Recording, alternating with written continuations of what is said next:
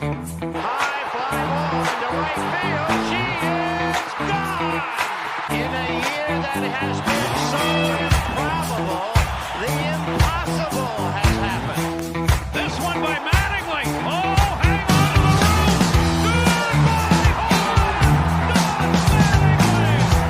Tucker waits one. Deep left field. Down the line. That ball is out of here. Out of here.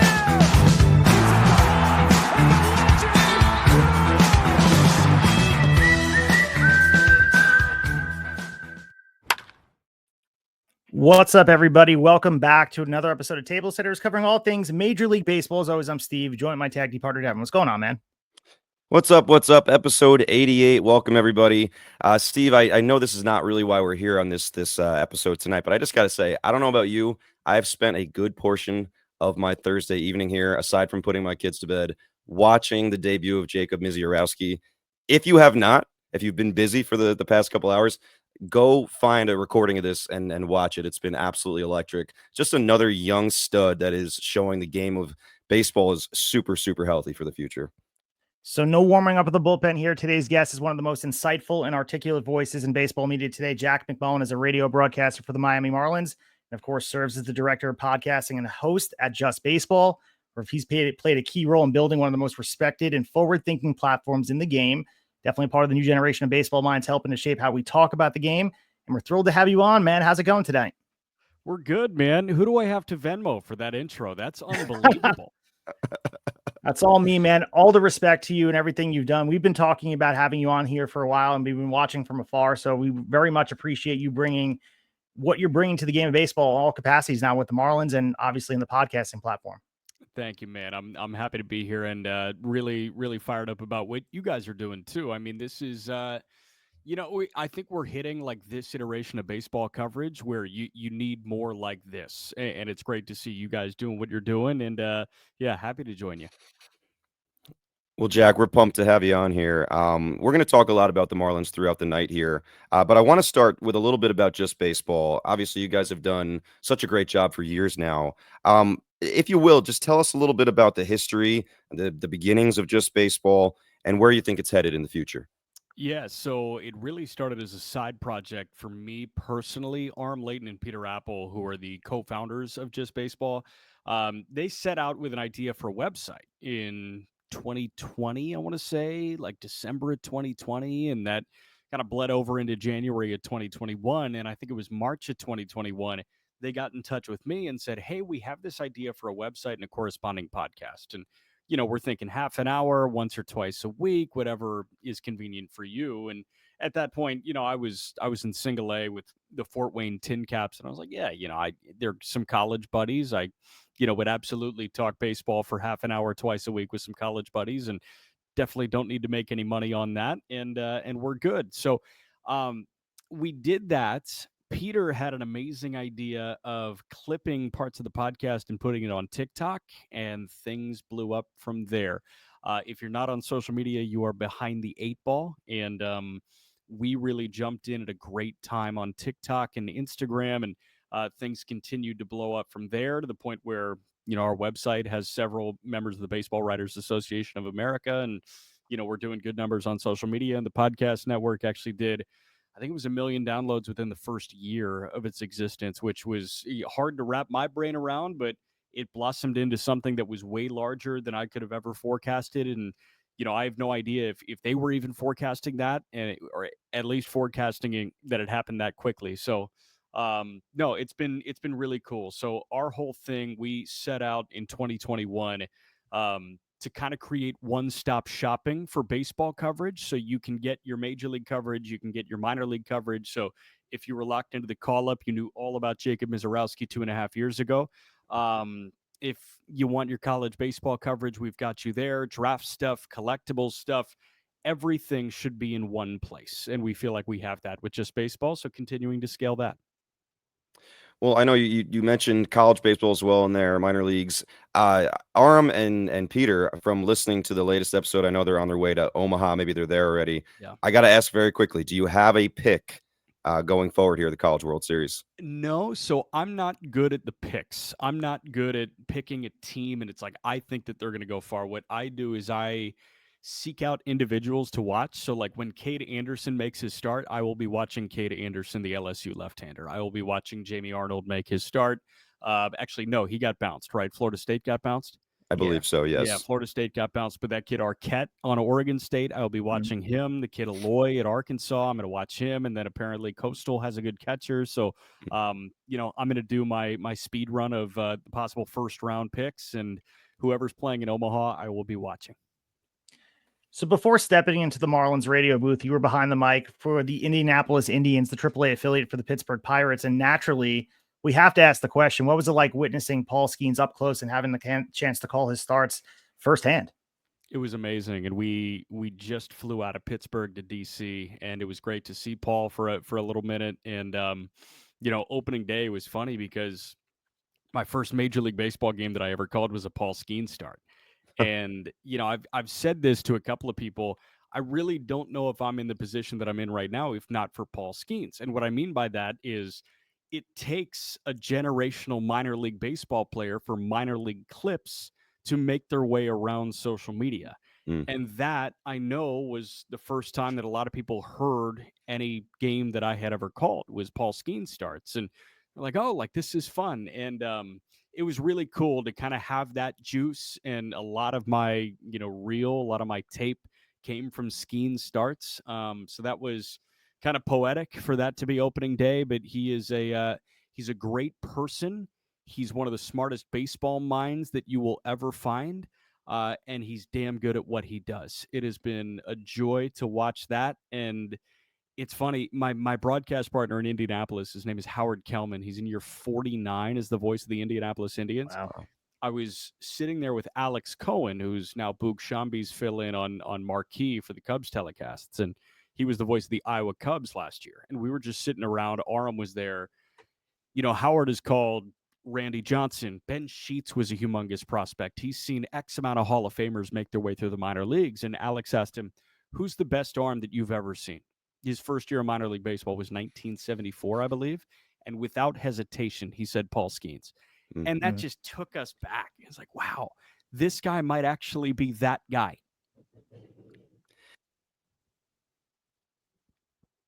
I think, Devin, you froze over there. But I think the next question we wanted to chat about was really the process of leading up to landing the Marlins job. Of course, you got, like you mentioned, the notoriety throughout, going viral a little bit with the Paul Skenes starts, and then getting the call for the Marlins job. I guess speak to the process at large, because it has to be something that, I mean, you had to dream about it to get to that spot, but it has to feel like almost surreal when you're going through that process.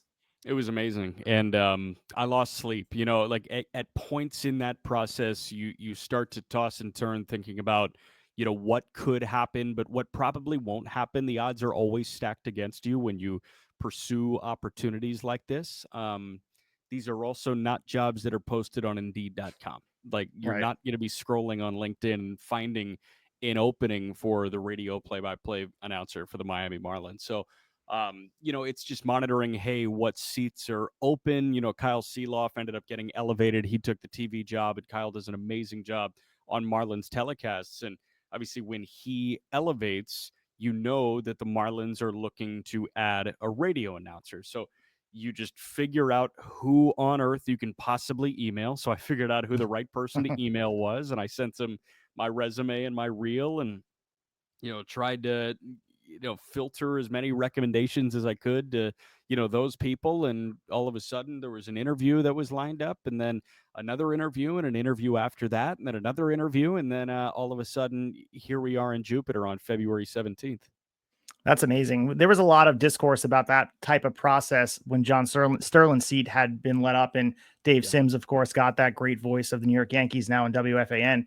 But you don't hear a lot about those seats coming up. There's a select few. So when they do come up, it is interesting to watch. And you're filling shoes of somebody that's really broadcasting the tapestry that is baseball, and the radio job that the radio broadcasters have such a specifically important job. So I'm sure you don't take that lightly. Not at all. And, I always kind of viewed radio as the beauty of broadcasting. Baseball on the radio is a joy. And I grew up watching Cubs and White Sox games with Hawk Harrelson on the White Sox side and Len Kasper on the Cubs side. And Len obviously a couple of years ago, made the jump from being the Cubs TV announcer to the White Sox radio announcer. And a lot of people are thinking, why on God's green earth would he do that? And the answer is he wanted to be Ernie Harwell. Like, he just wanted to be that person. He wanted to call games. He wanted to call games in the postseason, and he wanted to paint the picture for people on the radio. It's how I learned to call baseball. Like, it's how I learned to call sports when I got to college. And it's I feel like the pure form of play-by-play broadcasting. The common cliche is TV is an analyst's medium and radio is a play-by-play person's medium. And without the play-by-play man's job, like, you're not going to have any idea what's going on radio. Obviously, you can get through a telecast with it on mute, knowing entirely what happens. You just can't do that on radio. So I take a lot of pride in that, and I try and be as descriptive as I possibly can and leave no stone unturned.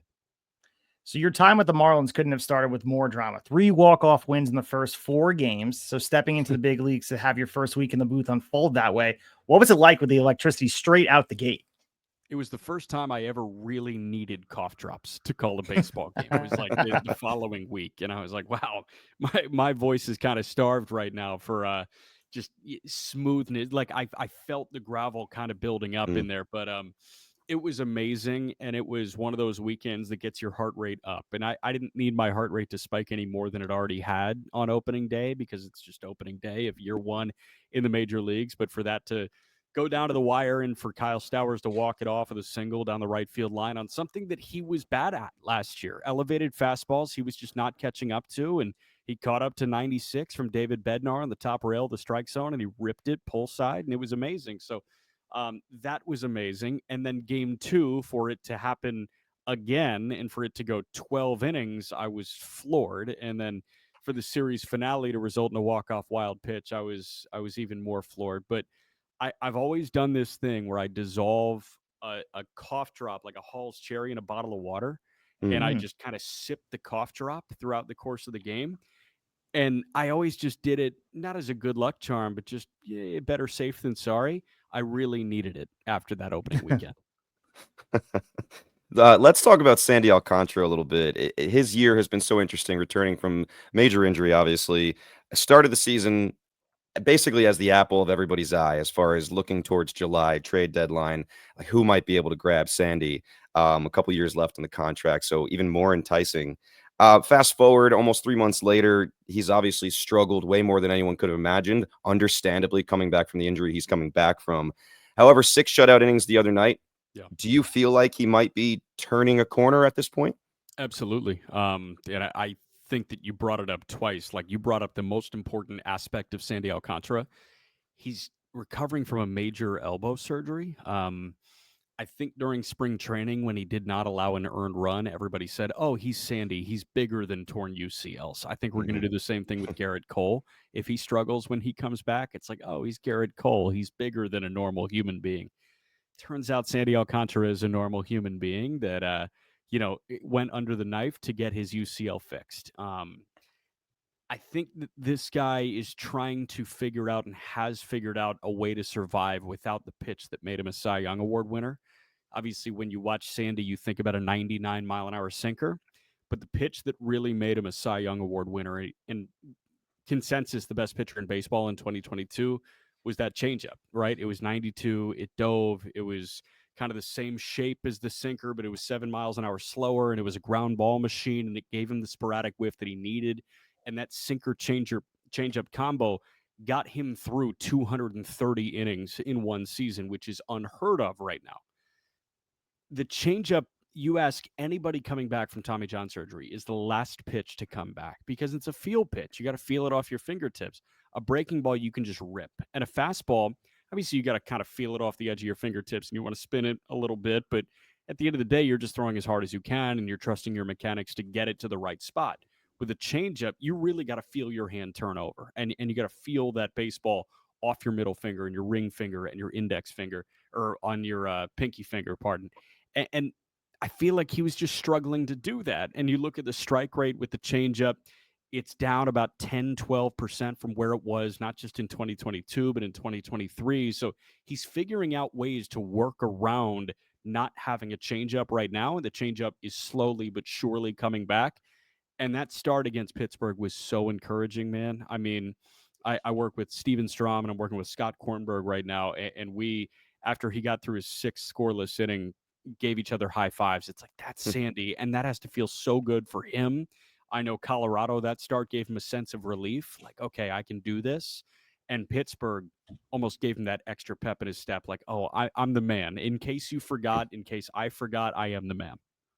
So then comes the toughest question, I'd say, because none of us really have crystal balls here, but gut feeling, do you feel like he's still in Miami after the trade deadline? I don't know, and I'm not in a position to, talk about it, obviously being the radio announcer, but like I don't know. I know Sandy loves Miami and Miami loves Sandy. So whatever happens, happens, but I would be incredibly happy if Sandy Alcantara is still a Miami Marlin going into the 2026 season. So another young arm with a sky-high ceiling that everybody loves what they see from Yuri Perez just made his return this week. New Arsenal, we see some of the stuff he brought out to play. From your perspective, what kind of long-term potential are we looking at with Yuri? Could this be potentially ace of the staff type of stuff? Top 3 pitcher in baseball. Wow. I think that's what you could see with Yuri Perez. Like his first start back from Tommy John, his first start in over 620 days, this guy was ripping 100 miles an hour. I think it was 99.6, but I'm going to round up and go to 100. And he was dotting it in the first, and it got away from him a little bit in the 3rd inning. But no, I think this guy can be a top 3 arm in baseball. When I close my eyes and I think about who's going to run the league on the mound for the next 10 years, I think it's Skenes, I think it's Yuri Perez, and I think it's Andrew Painter in Philly. I think those are the 3 guys that are just going to dominate. Maybe a sprinkling of Job, Skubal, as long as he can kind of keep that peak performance. But Skubal's 6 years older than those guys. Yuri Perez is 22 years old. He's a young 22 years old. He's younger than Jacob Mizorowski. It's really hard to believe. I think he's one of the 5 youngest players in Major League Baseball right now. And he just missed 2 years coming back from Tommy John surgery. He climbed that quickly. Nobody that tall. I think he's listed at 6'8". He might be 6'10", man. It is bizarre standing next to him in the clubhouse, but nobody that big and that lanky should be moving as smooth as he does. And the fact that he can, and the fact that his mechanics are so repeatable, makes me think that the sky is really the limit for Yuri. You referenced the time off. 2023 was the last time he made a start before this one. And given the circumstances, are we expecting them to manage his workload closely the rest of the way just to be sure? Because this is a guy who's very important to the future of Miami. Yeah, I don't know what managing the workload would look like. Now, I wouldn't expect him to be throwing 105 pitches in a start for the next couple of months, just because he's 22 years old and he's a baby and he's just trying to figure this thing out and ease your way back into this thing. You're going to be really careful with someone that you deem the future of the franchise on the mound. So, I would be shocked if we saw him like go into the 8th inning at points this year, but I don't know if there's a clear-cut idea of, hey, we got to limit this guy to 110 innings from now until the end of the season. Right. The Marlins, I mean, I'm a Met fan, so I've always been very close to the Marlins. They've always been kind of a thorn. Congratulations. I would say I'm sorry 2 years ago, but Yeah, congratulations. right. Yeah, congratulations is very strange to hear as a Met fan. I'm still getting used to it, to be honest, but I appreciate that. But as a Met fan, I've seen the Marlins close for a long time. Yeah. I feel like they always have pitching and lots of it. Doesn't always stay healthy, but I feel like they always have lots of it. We already talked about 2 of the guys here just a few minutes ago. We could easily sit here and talk about Edward Cabrera, Ryan Weathers. I know just went out again. Max Meyer, even down on the farm, Robbie Snelling, Thomas White. But I want to talk about the other side of the ball. I feel like Marlins fans may still feel like they're looking for that offensive face of the franchise. Do you feel like that guy might actually be here already? And if so, who do you think that might be? It's tough. I think that they are in the process of finding guys that are part of the 5, 6, 7-year plan. And I think that they have some of those guys. And I think that a huge factor in that 5, 6, 7-year plan is Agustin Ramirez. I don't know whether it's, behind the dish or, DHing, whatever it may be. They firmly believe that he's still a major league catcher. I think that he's done a fine job behind the plate. If you've got a catching tandem for the next 6 years of Agustin Ramirez and Joe Mack, who looks the part in AAA right now, I think you're incredibly happy. And that all of a sudden in 2 years could very well become one of the top 3 catching situations in Major League Baseball. So I think they look at their catching situation and say, in a league and in an era of our game where catching is so bad offensively, we have two guys that are good offensively. And that's a really fun thing to kind of wrap your head around as a Marlins fan. Kyle Stowers has obviously made his presence felt this year. I know they love Connor Norby and the power output, and he's settling in at third base. And to be honest, man, this middle infield has been a joy to watch. Xavier Edwards has been nails since moving back over to second base. Otto Lopez is one of the more underappreciated players in Major League Baseball. He is a WAR accumulator. He is one of the best defensive middle infielders in Major League Baseball. If he stayed at second base and he got 140 games under his belt, I think he's right up there with Bryce Terang in Milwaukee and Stott and Philly as the best defensive second baseman in the National League. And I think at shortstop, he's proven to be one of the better defensive shortstops in the National League right now. So I love what Otto's doing. I love what X is doing at second base. And then I think this young catching tandem of Augustine and Joe Mack is going to be a sight to see for the next handful of years. So Devin asked about just identifying franchise players. You mentioned some of the good pieces they have to build around. And since Peter Bendix took over as president of baseball operations, there's been a clear shift in how the Marlins are approaching their roster construction. What, from your vantage point, what are some of the early fingerprints we're seeing from him? Because it feels like he has a plan, which is awesome for Marlins fans to see. Yeah, I think that you're seeing guys fit templates. And I mean that in a way that is really encouraging. Like, I think that you're seeing Peter pursue guys that do something very well. Augustine Ramirez had some of the best EVs in minor league baseball. This is a guy that hits the ball as hard as anybody in minor league baseball. You've got guys that are as disciplined around the strike zone as anyone in minor league baseball that he has identified via trade. And then you've got guys that really don't punch out. They ID'd Liam Hicks in the Rule 5 draft. Liam Hicks is K'ing 12% of the time, and he's upping the bat speed right now, and he's putting up some of the best EVs that he has in his career, minor or major league right now. So I feel like he's doing a really good job of identifying some of those guys. And then on the pitching side, his fingerprints are all over that bullpen right now. Ronnie Enriquez is throwing like an all-star right now, and Ronnie Enriquez can absolutely be a closer in Major League Baseball.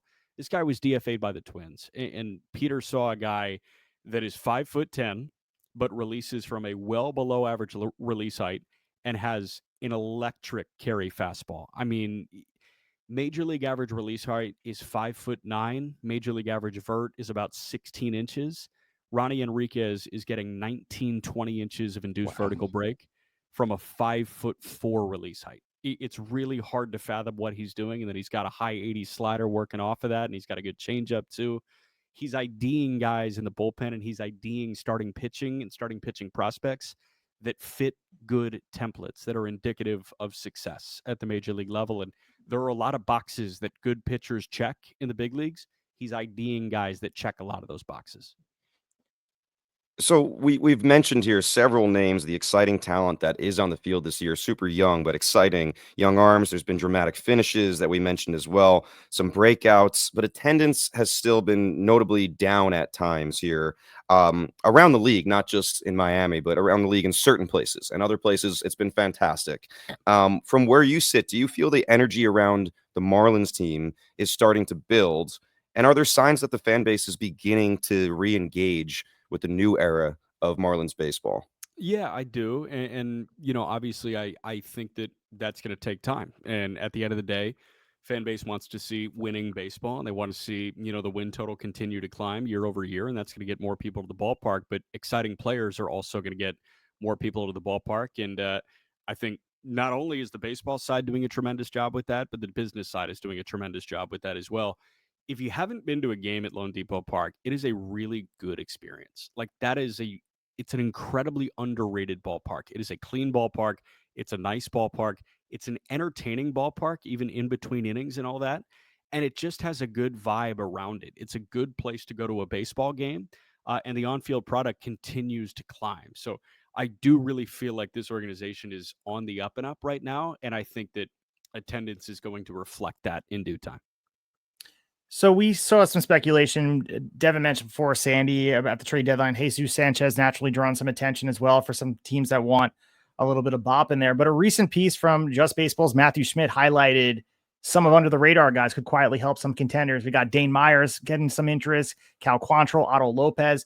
How realistic is it for Peter Bendix to move some of these guys? And as you mentioned, IDing them for what they do, it seems like they want to keep these guys around to build around as well. So it's a difficult spot to be in because you ID'd some of these guys that are really valuable as far as being complements to what goes on the field in Miami.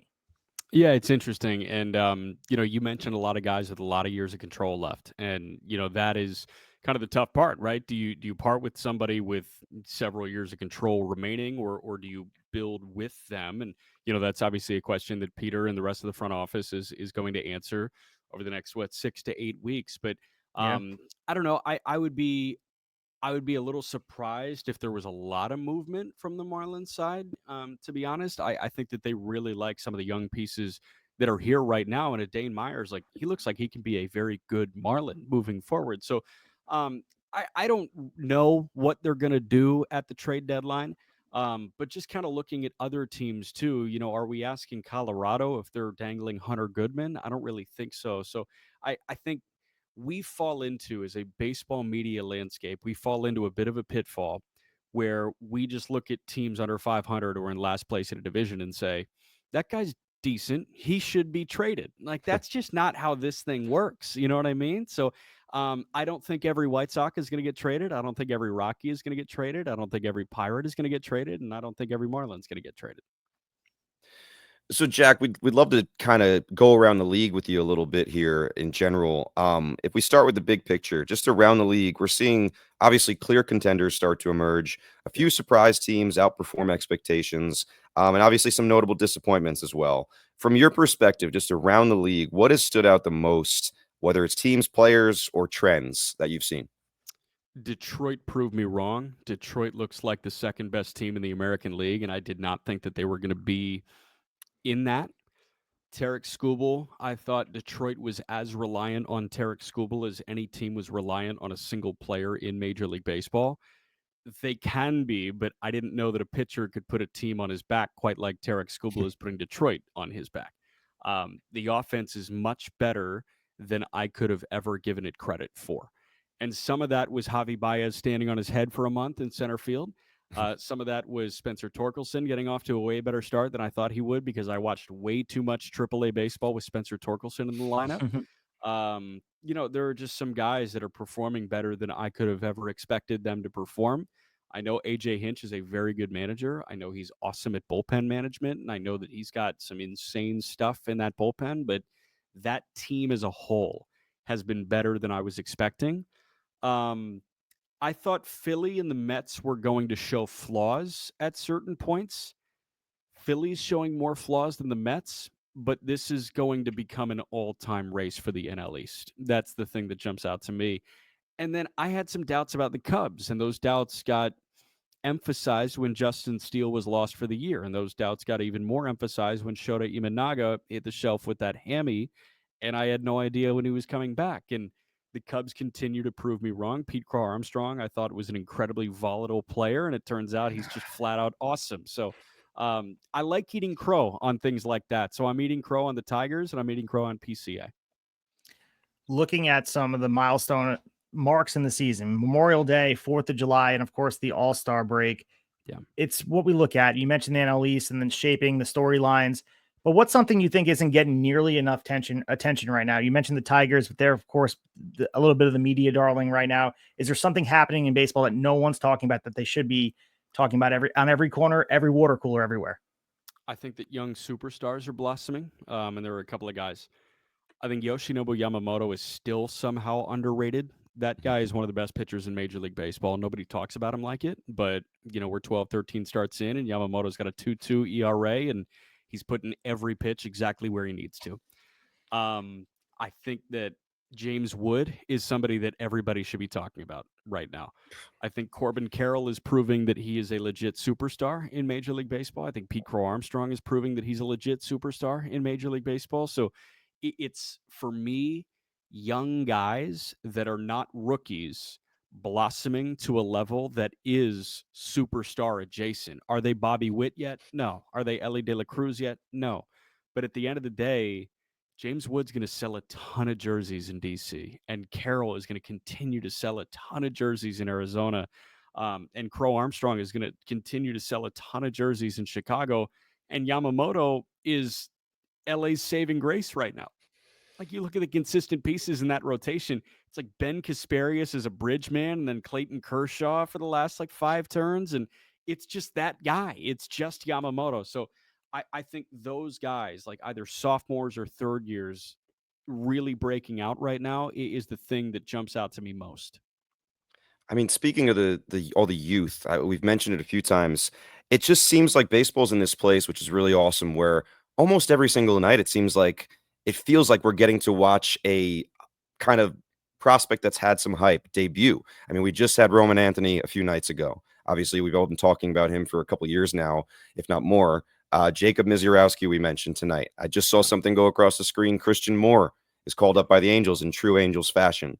We can go back. It just the whole season has felt like that, which is amazing. And some of these guys, including Jack Caglianone, Nick Kurtz, it feels like, not feels like it's true that they have been out of college for less than a year.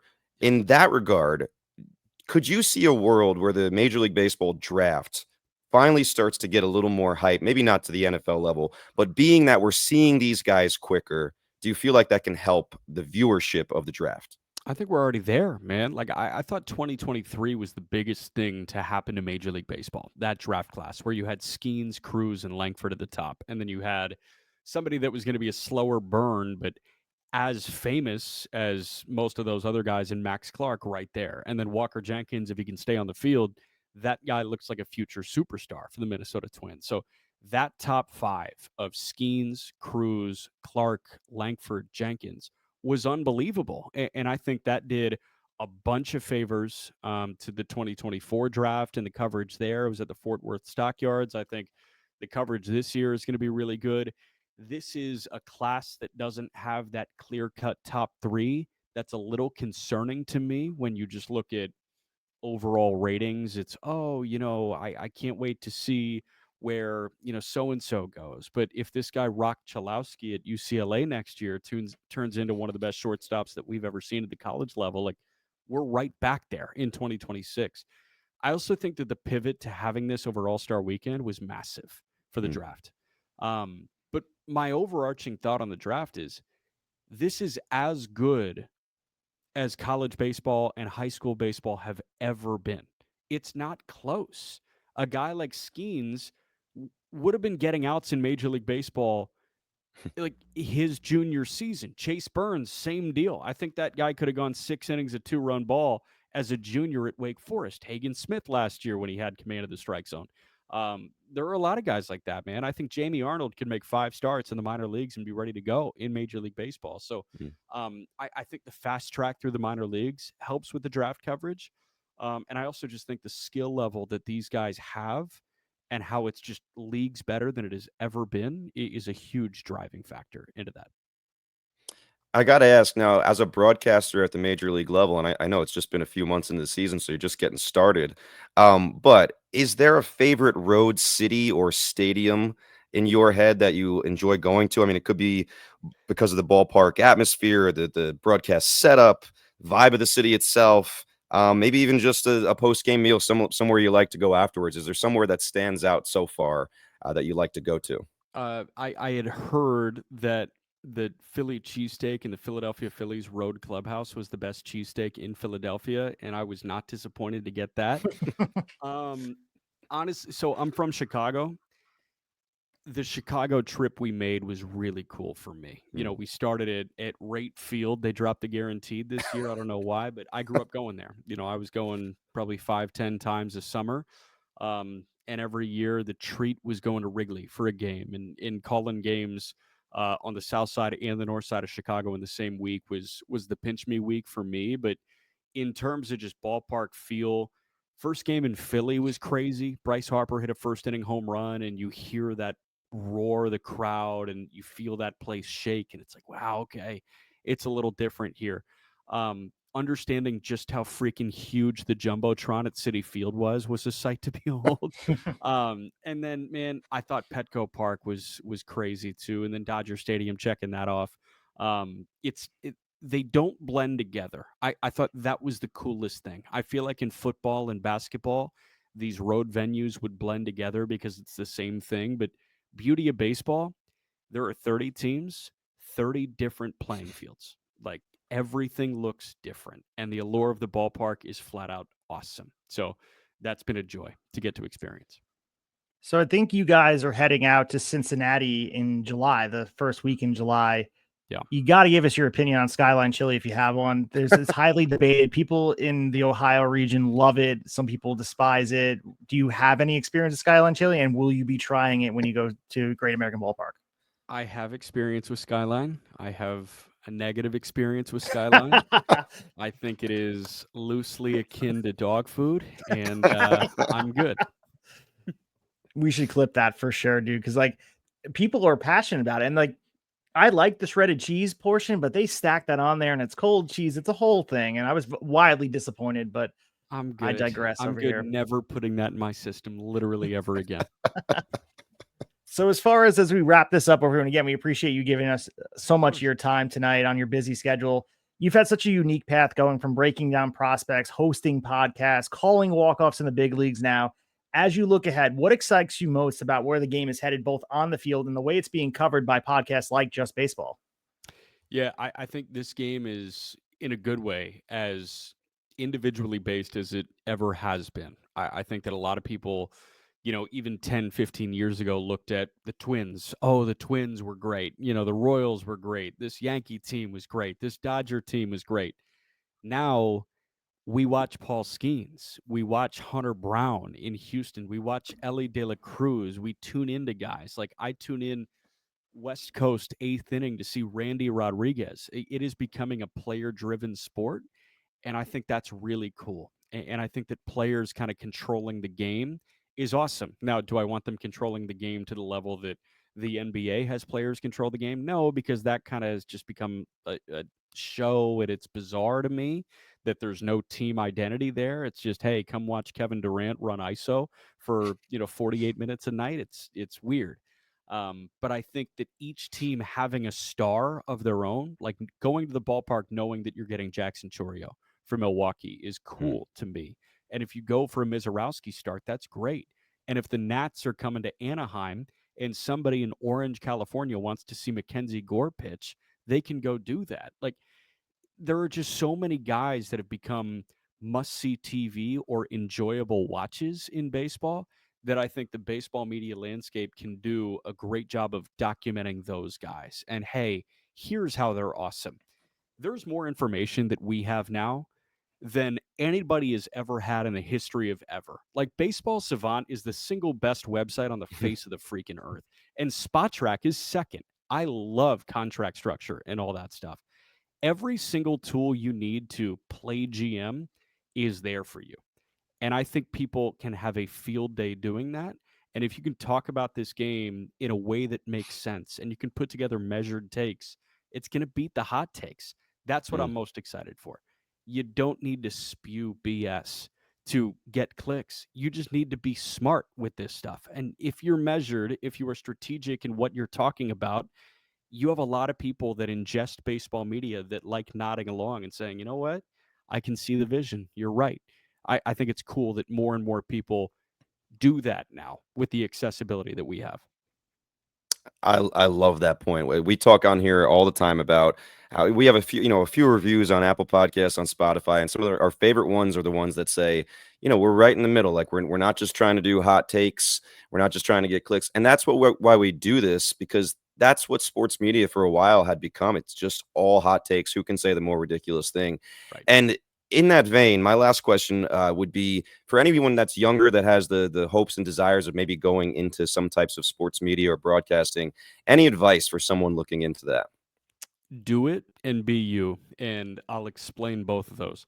Do it is pretty simple. You can get a mic on Amazon for $40 and you can plug it into your laptop and you can start talking and then you can put it out. And you can listen to yourself do it and you can critique yourself and you can say, I didn't like how that sounded. How am I going to make it better next time? And then do that. I think number one, getting stuff out there is important. Number two, assessing what you get out there and improving that product is more important. And then, yeah, do it. What was the other one I just said? It's late. I'm tired. I think BU, just BU, Oh, right? BU. Do it in BU. What I mean by that is don't try and be Stephen A, but also don't try and be David Stearns. Like, be Jack McMullen. You just, your personality should be the thing that kind of guides you, and you create this bedrock of being technically sound with everything you do, whether it's podcasting, whether it's play-by-play broadcasting, and then your personality is the enhancer on that. So I don't know. I think those two things are something that are really important for really anybody pursuing this. So, Jack, this was a real pleasure, man. We, again, thank you so much for taking the time to join us. We'll be listening along all season. We can't wait to see what's next for you. You're welcome back anytime, but we'll give you the last few seconds here to hype up everything else you got going on. Of course, everybody knows where to find you, but shout out your socials and use this platform for you. Just BB_media or just _BB media, whatever it is, just baseball.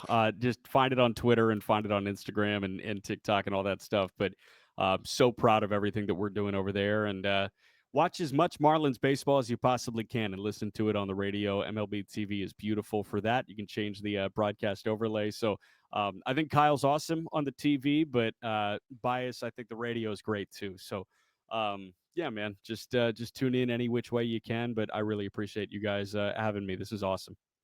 Yeah, man, we'll definitely have you back on here. And again, check out all the Marlins stuff. And the great part about MLB TV, I'm pretty sure you can do this. You can overlay the radio broadcast on the TV format. So do that over there and listen to all the great calls from Jack McMullen. So we'll be back in 1 second for the wrap up of the show. All right. Once again, we want to thank Jack McMullen of the Miami Marlins and Just Baseball. Great conversation. And I say it every time, but one of my favorite guests we've ever had on here. Yeah, really enlightening. Just also such an interesting career so far for Jack. I mean, Just Baseball, they've done really, really well. And who knows? Again, we just talked about this the other night with John Boy now having a relationship with Major League Baseball. I mean, to me, Just Baseball is in that same vein, maybe just a few years after them. So who knows? We know they hustle, they work hard. So big things probably for them. But looking forward to hearing more of Jack on the radio. And as far as the Marlins go, like, he seems pretty optimistic. And I think we say that a lot of times when we interview these guys that are very close to the team. But it does feel like he sees a vision. And you got to agree with him with some of the Peter Bendick stuff. Some of the moves he's made look pretty all right nowadays. It feels like Bendix has a steady hand on this team. And for the first time in a while, unlike some of the teams that are joining the Marlins where they are in the standings, they have a clear vision. Like, we can say what we want about the Rockies, say what you want about the Pirates. And it feels like the Marlins are staying the course. And maybe it is the market that there's not the panic button you're hitting, because Miami certainly is going to pay attention when they win. And we talked about the attendance on this show. They're able to hold the course, and certainly you won't be as patient in a New York or Chicago market. That being said, there feels like a plan. Whether that plan works out, there feels like there's a trusting of the process, and we will see how it plays out. But there's a lot of young talent that's emerging there, pitching, and now the offense is coming in. So one thing I will ask, and bring back those teal old school Jeff Conine jerseys. Come on. It's Absolutely. Like it's the best thing you could do. Especially with Griffin Conine there now. Like, I think it's the perfect time to go back. But and listen, like, I think everyone's gonna be watching and kind of paying attention to the Marlins come mid-July with the trade deadline looming, because last year, man, like, they made a huge impact, not just for themselves, but in other places. I mean, Luis Arias early in the season, I believe May of last year, went to San Diego. They got Robbie Snelling back for that, who eventually could be a very good pitcher for them in the majors when he's ready. Tanner Scott, right? He came from Miami as well. And how can you forget about Jazz Chisholm, right? And that got them Agustin Ramirez. Who am I forgetting? Trevor Rogers gets them Stowers and Connor Norby. So, like, they did a lot of work last year. I don't know if they're going to be able to bring on that much talent this year as they did last year, but it'll be interesting to watch them. And of course, Sandy is, especially if he continues to pitch better, is going to be a name to watch, of course.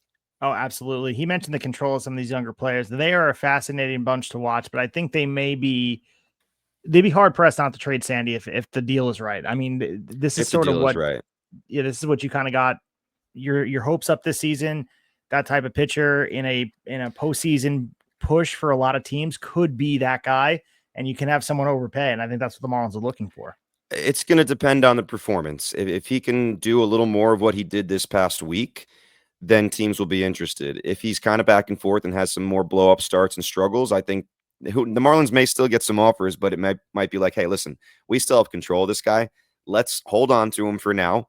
Maybe he pitches really well in August and September, and then the better time to trade him is in the offseason. Or maybe we just ride it out next year after one full year removed from TJ, right? And now he's back to his true self. Let him pitch 2026, and then July 2026 is maybe when you get the most back from him, even though there won't be as much control at that point. It was based on performance. So they have options. And I think for a guy like Bendix, that's probably got to feel pretty good. Absolutely. And at the very least, there's a vision, and that's what a franchise is looking for. So at least the Marlins fans out there, and there's a lot of passionate ones on social media. Well, we started on the Twitter machine. They have a big presence on social media as far as their fans go. And I think the Marlins get, as far as the general baseball fan, there's a bad rap that they get, but there's a lot of passionate Marlins fans out there that are just desperate for more winning baseball on a consistent basis. Yeah, no doubt about it. And, hopefully some of those passionate fans were listening tonight. And if so, let us know what you thought. Maybe there was a question we didn't ask that you thought we should have.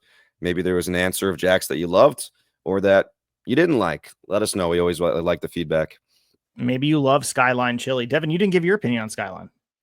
All I could think of with Skyline chili, I've never had it, but the Mets booth, Gary Cohen rails against it so hard every time they're in Cincinnati. And I believe there was a segment, I'm going to have to look back to make sure I'm not messing this up. I believe there was a segment a year or two ago where Steve Gelbs, I don't know if it was Skyline chili or not, but he had vending machine something. And it might have been like some kind of something in Cincinnati. I don't know, but they went back to that clip. I have to see if that was, I'm 90% sure it was Cincinnati, but I got to look back for the details. But yeah, when you talked about Skyline chili, I'm glad you brought it up. And I didn't realize they were going there soon. I just think of Gary Cohen just being disgusted all the time. And it sounds like Jack shares that sentiment. He's a Midwest kid, so he definitely, Chicago and Cincinnati, right. They're not too far away from each other. I actually did that road trip going to Great American Ballpark, and then at the time, Guaranteed Rate Field as well to see a White Sox game. Almost made it to a Tigers game as well with the driving, but didn't quite make it. They weren't home that weekend. But yeah, man, Skyline chili sucks. But you guys can follow us on Instagram and on X at TableSetters Pod. You guys can get the updates, bonus content. Devin posting some reels over there. Subscribe to the podcast on all these platforms. Leave a review if you can, and join us each week talking all things baseball. We're trying to set the table for you, and where stories will continue to take shape. We're heading into the meat and potatoes of the season, Devin. I'm really excited to get to cover it once again with you. Yeah, no doubt about it. We'll be back next time, probably with an episode around the league. I know this week we had 2 guest episodes, so we kind of skipped that one. So like you said, we'll have a lot to talk about on episode 89. And if you're listening because you're a Marlins fan and you're just tuning in for the first time to listen to Jack talk with us, and you liked what you heard, and you weren't too annoyed by us, go back to episode 87 that was just recorded a couple days ago with Bryce Whitlow of the Hall of Pretty Good. If you're not familiar with the Hall of Pretty Good, get familiar. It's blowing up. I'm sure there'll be some Marlins in there. Denard Span up for vote tonight. It looks like he's going to make it easily. Hilarious at times, but also just nostalgic and fun. So if you haven't listened to that episode, it's a good one, in my opinion. I think you should go back and check it out. So, Devin, before we go, I'm going to put you on the spot. Who's the most, I guess, iconic, pretty good Marlin that you can think of right now on the spot? Oh, God. Iconic, pretty good Marlin. This is very difficult. I have one that immediately popped into my mind. So I have one, but I feel like he might surpass pretty good. I was going to say Juan Pierre. Do you think he's in the pretty good territory, or do you think he's above that? He's sort of a prolific postseason hitter. That moment he had for them. I was going to go Dan Uggla. That was going to be my pretty good player. Uggla's a great one. I feel like he could be the face of the Hall of Pretty Good, but yeah, you got me. I think you got the better one. Gabby Sanchez, I could see Gabby Sanchez being in the, I don't know if there's been a lot of great Marlins, man. There's been some pretty good Marlins out there for sure. Those teams, that 03 Marlins team, go up and down that lineup. They tortured the Yankees, tortured them. Oh yeah. Nothing like watching like Livan Hernandez pitch for the Marlins and get strike calls that were like 17 inches outside. That was a different day of baseball, different time. No one's going to feel bad for me as a Yankee fan, but the little dribbler that Jorge Posada hit to Josh Beckett Game 6 at Yankee Stadium, just like being tagged out softly, and the Marlins are celebrating at Yankee Stadium to win the World Series. Devastating to a young man. Devastating. Oh yeah, we feel so bad for you as a Yankee fan. I mean, come on. They haven't won since 09 at this point. Like, this is we talked to Bryce yesterday. He's done nothing but winning with Boston. The Yankees got to start winning World Series. Well, yeah, Boston fans are, especially of this generation, are spoiled. But I mean, like you said, 2009, tried 1986. Yeah, no, you're right. Maybe you get one this year, but you guys can, hope and Get well, Kodai Senga. Get well, Kodai Senga. Hopefully, we got some prayer circles going on. Hamstring, we know that. I'm hoping grade 1. Yeah, we'll see. We'll see tomorrow, I guess. Juan Soto certainly is doing his part. Holy shit, he's gotten going, huh? Yeah, wow. Shocking that he's not actually sad and just not good anymore at 26 years old. Weird how that happens. It does tend to happen. That catch that kid made for the Soto home run last night, fantastic. Dude, did you see that? Yeah, and he had a We the Ones shirt on too. Yeah, shout out to the Ustos and Roman Reigns here. I think MLB put Yeet on the caption on Instagram, by the way. It's pretty good. Good job by that intern. Very good. Yeah. But we'll be back next week talking all things baseball. Appreciate listening. Please leave a review if you could do that. Follow us at TableSetters Pod, and we'll be back after a while.